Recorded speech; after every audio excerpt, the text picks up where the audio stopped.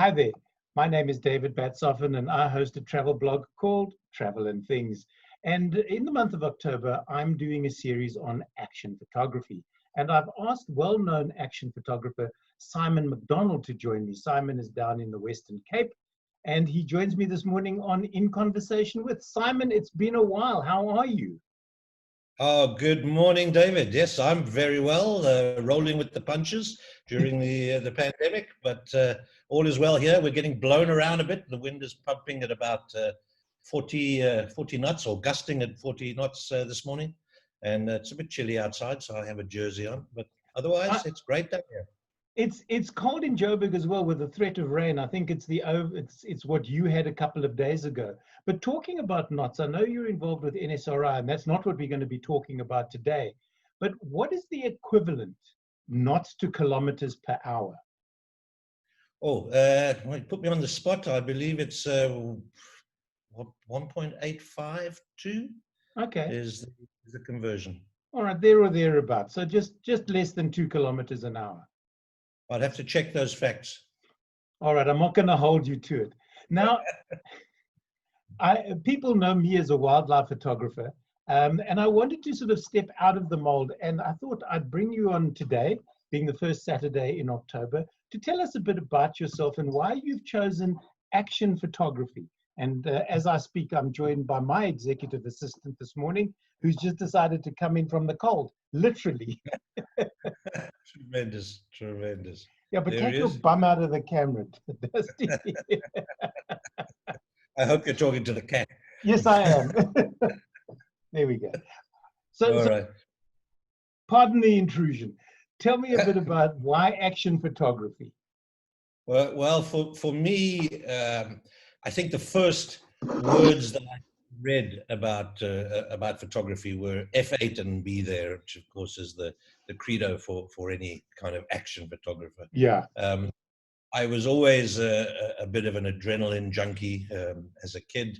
I was the child wheeling the bicycle off the patio and breaking arms, breaking legs, building ramps and what have you, jumping off the garage roof with Really? with a sheet as a parachute. So yeah, so Didn't work, did consequently, it? I was on first name terms with all of the ambulance crews, and my long-suffering mom would not so much faint at the sight of blood, but just sort of roll her eyes and say, "Not again." So, so yeah, I've always kind of been in that in that environment, and when I got a camera, it just sort of fell naturally to the action side. I must say I'm not great at posed photos. I find that my best work is when sometimes the subject doesn't even know you're there. Yeah.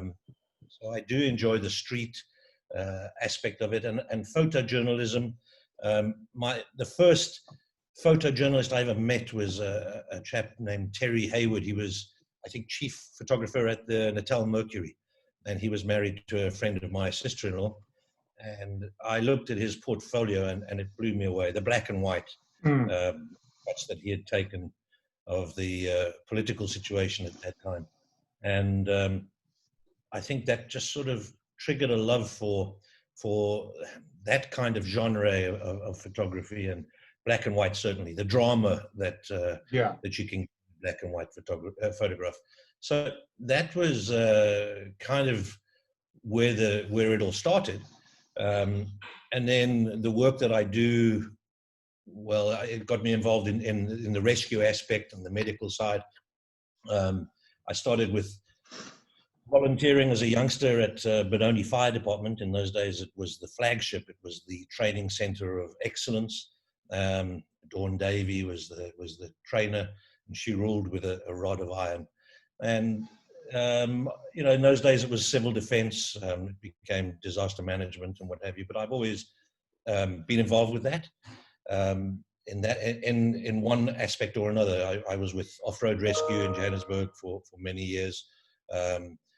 And watched that grow into a tremendous operation, very professional bunch of guys and girls doing tremendous voluntary work, assisting the SAPS, the canine units. We worked strongly with them. Aeronautical Rescue Coordination Center, ARCC. I'm sure you've met Sainki White. She would task us for air crashes and air searches, looking for potential downed aircraft, and of course any other sort of off-road rescue type of mission, working closely with the mountain rescue teams. Okay. And was built great relationships and good friends, and started the photographic aspect of it, working with them, with the South African Air Force, with 17 Squadron, 19 Squadron, the helicopters. And of course, that's great for that adrenaline junkie in me. Yeah. And it meant that they could get on with their training and their work without worrying that they had to take photographs if I was there shooting for them. And at least they knew that I wasn't going to do anything stupid like jump in without a harness. So I knew both aspects, the rescue aspect of it and the photographic side of things. All right, So so that's now really where it is. Of course, as you say, nowadays I'm with Sea Rescue Station. Sorry. No, I was going to say, I want to toss in a question right out of left field, Simon. Talk to me about, before we go into where you find yourself currently and the equipment you use and how you put yourself safely in certain circumstances, talk to me about Simon in matric. What did he want to be? In matric, what I wanted to be was not in jail. I was never a great student. I was always the class clown, and just sort of scraped through by the skin of my teeth. But I worked extensively with in veterinary science. I worked at the SPCA since I was about 14, and I was always going to be a vet. That was my dream and my passion. And if my academic abilities had matched my passion, I think that's probably where I'd be now. In a lot of senses, I have no regrets, David. Let's put that out. I think that the way life is, or the hand that life has dealt me, has been a strange one at times, but it's definitely been fun. And I've always been involved in the medical field in one form or another. So the veterinary aspect or the veterinary aspirations weren't lost altogether. It's been my, if you like, my ability to understand that side of things, that the medical side, and the people that I work with, be it on a clinical aspect or on a rescue aspect. That's all I've known all my life. I don't really know anything else. And raising a family in the meantime. Of course, but that's very fortunate to have a tremendous wife. And well, the teenage son is a bit different. I've gone from hero to zero. You know that he come with me on all of my shoots, and at the age of 7 or 8, he was taking possibly better photos than I was. Well, don't they say the student often becomes better than the master? Because I remember your boy when he was very small, and he must be what now, 17, 14. 18? Oh, he's 14. He's 14. But, oh, okay. Yeah, but yeah, look, I mean, the girls and the other aspects of teenage life started. The camera's been put down for a while, I hope. For a while. But do I hear boudoir photography in the background? Well, now we're talking. Yeah, I'll have to chat with Claire, but yeah. Whole different aspect of action photography, that though, Simon. Yeah, that's the kind of action his mother might not want to have around. Now, before we started chatting, I showed you this, which is my very first camera, which was the old Spotmatic F. And I still shoot with Pentax, much to the chagrin of many people. And I know you and I have had our differences about Canon v Pentax v Nikon.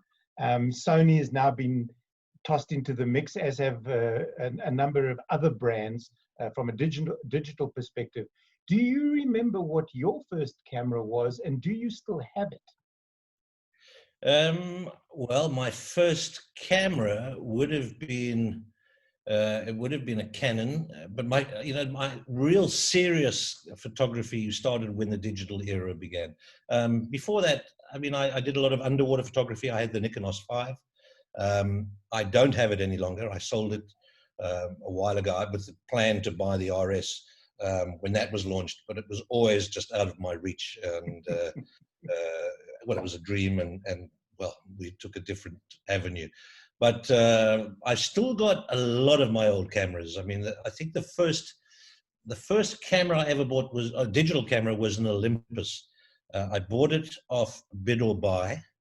It was a chap who had bought it at Heathrow Airport, and he had all the receipts and everything. It was a month old. He bought it for his wife, and she told him it was far too technical and complicated for her.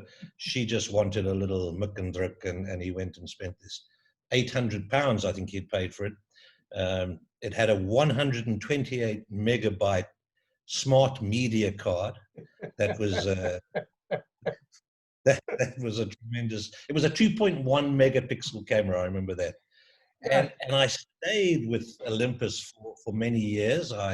Every time they upgraded, I would buy the latest one. And I think I bought the 5050 was my last one. These were not DSLRs, you know. They were the instant type compact camera. But I really got into it. I enjoyed the fact that it wasn't costing me a fortune to develop. Because with the film cameras, that was most of my money was going on developing, and and I thought, well, this is going to be tremendous. So that's what got me into the digital side. And then when Canon launched the EOS 300, that's what I got, and bought some lenses that I still have, and yeah, the rest is history. You know, now I'm eagerly waiting for the R6. Which I've put an order in for, and some of the new glass, the RF lenses. So now that Claire's gone to the shops, I can tell you all that. I hope she. And you have your wife's permission to buy this? Well, you know, I have her permission to buy it, but of course she doesn't know what I'm paying yet. This is the interesting thing, you know. If I think back to that Spotmatic F. Working as an apprentice for the old South African railways and harbors back in the day. That's what bought this. This camera was under 200 Rand. But if I consider that I was only earning 92 Rand a month, 200 bucks was 4 months and a bit of salary. But luckily I was in Noport and we were earning overtime like you cannot believe. And I bought the camera, I bought a lens, and I bought my mama sewing machine. All of overtime money in 1 month. I thought I was a multimillionaire. And of course, the sewing machine is the distraction. Like, you get on with that so you don't see what I'm up to. No, but I don't know if you were as sneaky as I was I'd had Instamatics for the beginnings, you know, the usual. And then when I wanted the camera for my birthday, for my 21st, I got sneaky and I bought a lens and a flash for a camera that I didn't have, and presented these to my parents saying, all you have to do is get me the body that fits between these two. Make some notes. And then, can you buy me the body? Yeah, so, and it was Burmeisters in Port Elizabeth, and I think they're defunct now. And I went in on the Saturday of my 21st party, to beg the guy to give me the camera so that I could shoot my own 21st. I said, listen, I don't have the money now, but it's my 21st birthday this evening. I'm sure that people will give me money and I will come in on Monday and I will pay for it. And he handed it over with just a tad of resistance. Turns out afterwards, my dad had phoned him and said, if my son comes in, give him the camera, we'll pay for it on Monday. Excellent. That's a great present. Yeah, so, and I've still got pictures from the 21st. They were horrible. They were posed pictures mainly of my parents' friends, most of whom are dead. Oh, man. But that's not why I've asked you to join me on this particular journey. And looking at your images behind you, your shots, and I suppose it's also because of where you're living at the moment, Simon. You've got the sea, you've got Kalk Bay, which seems to be your big playground at the moment, aside from hanging out of helicopters and doing and going out on NSRI boats. I have no idea how you hang on with one hand and take pictures with the other. So please enlighten me and the viewers as to how you do this. I've watched Deadliest Catch. I've seen those poor cameramen sliding across the decks, trying to hold their cameras from getting damaged. Is this what Simon McDonnell does as well? I have a great medical aid and a friend who sells plaster of Paris. So yeah, look, I think it's important to stress the importance of safety, and maybe it's the kind of work that I do that it's ingrained, it's drilled in. So safety is a vital aspect. You have an obligation for not just for your own personal safety, but the safety of your gear, the safety of your subject, the safety of any assets that are being used. Helicopters and boats, they're very expensive. So safety is it's everything. And that can be obviously situational awareness, spatial awareness, things to consider as a photographer in a rescue environment. Things like, well, we'll touch on it in some of the programs we're going to do when I talk about the aviation side. But getting into a helicopter, there's certain specific rules that anyone who works with helicopters already knows. You never go near a tail rotor. You never approach a helicopter from the rear half. Always from sort of 10 to 2. But again, depending on the type of helicopter, never approach without the pilot or the engineer giving you the go-ahead. These are things that you learn, and a lot of people with cameras say, well, I'd love to go and charter a helicopter and go and grab some action photography or aerial photography. They won't know these things, so they're guided, they're taken in and put into the helicopter and that. But when you're working with a team that expects you to know that, it's inherent. You have to have the basics. And so a lot of the training is called dry runs. We'll do it on the ground. We'll train on the ground for the approaches, for entrance and exit of a helicopter. Again, terrain dependent, whether you're landing on a helicopter, on a mountainside. Of course, a helicopter will always land level. So there's a dangerous side and there's a good side. You've got to know these things. I hear what you're saying. There was a program while we were talking. I was thinking firefighters, and I seem to remember that there was a terrifyingly bad program on the SABC, I think, years ago. It was a photographic reality TV show where they had to go and do specific types of photographs, and then they were brought back in front of a panel of judges who then judged their image, and the weakest photographer had to turn in his camera and leave. I think it was sponsored by Nikon, but it was so bad, and it was singularly the most boring thing to watch, because and you'll know, yes, the firefighting was interesting, but it was a set blaze. It was at a training facility, so all of it was controlled. But then the next week it would be close-up photography, so you're shooting flowers. And there's nothing exciting about watching a group of 20 people taking a picture of a Namaqualand daisy. The daisy's not going to bite them or anything. And I think it lasted one season and never saw the light of day again. If I remember correctly, Craig O'Barney was the host. I don't think it's on his CV even. You're jogging some memory here, but I couldn't give you any of the facts. But I do remember something like that or seeing something like that one episode or so. For people, you alluded to the fact that over the next 4 weeks, you and I are going to be discussing various aspects of action photography. So you mentioned aviation. I should imagine you're going to do something that involves the NSRI, because I know that's a big passion of yours. In fact, you're wearing one of their jackets. I saw a hint of their logo. Yes, of course. There we go, boys. Proud Yeah. NSRI. Many years ago, I was going to join them, and then they said, you know, that part of the deal is you have to fall backwards off the boat at speed. And I went, will you take a donation instead? Oh, yes. But um, that's just as important. We need those funds, of yeah, course, vital. So thank true you for enough. your contribution. So aviation, NSRI, what else will you be looking at, Simon? I will touch briefly on some motorsport.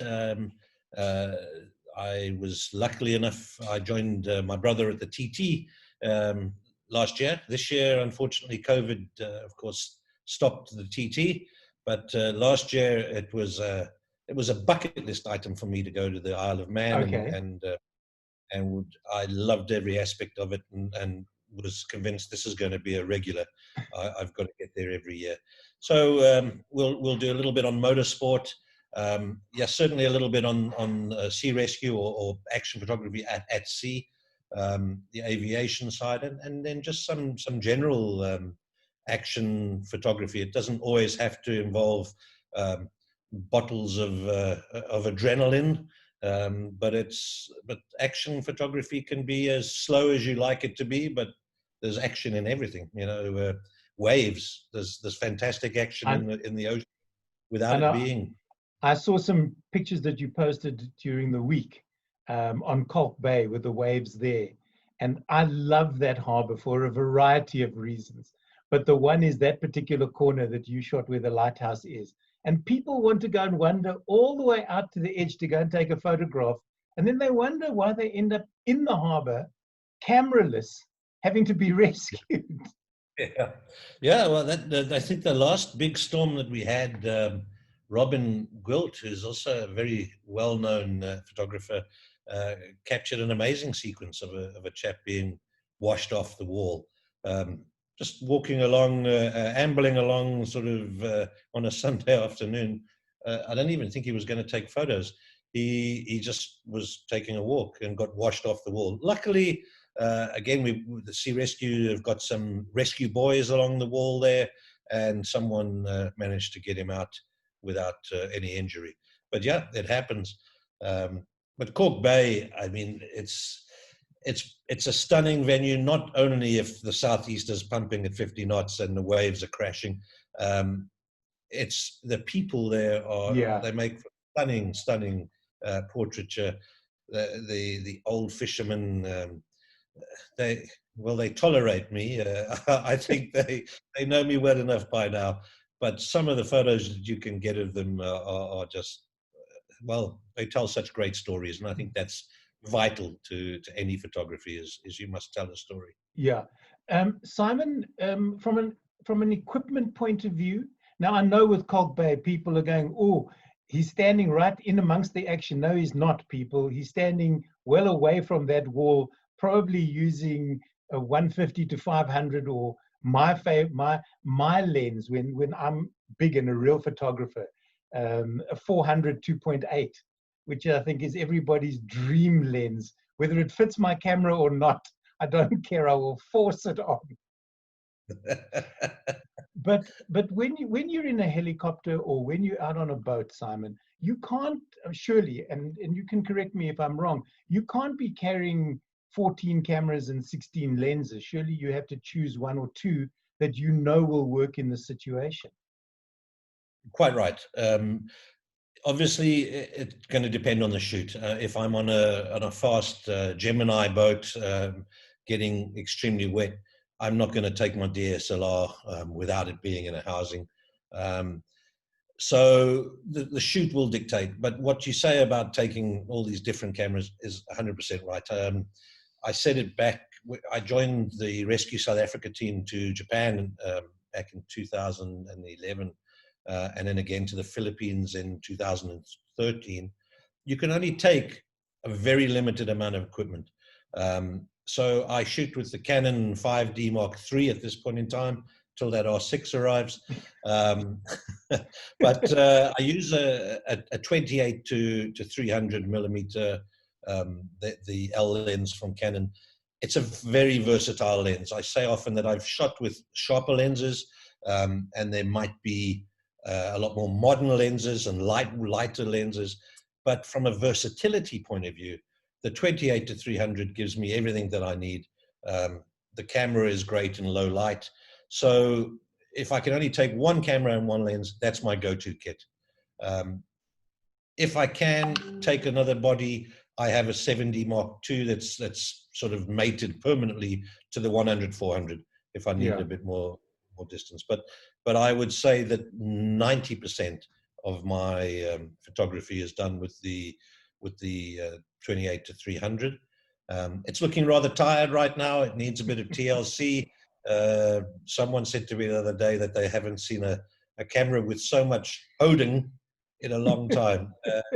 Well, it's I think one of the reasons that I am a major proponent of Canon gear is that it does take the knocks. I'm not particularly good at looking after or mollycoddling my equipment. It does take knocks. Again, if you're in an environment where speed is everything, you've got to get into a helicopter in a hurry.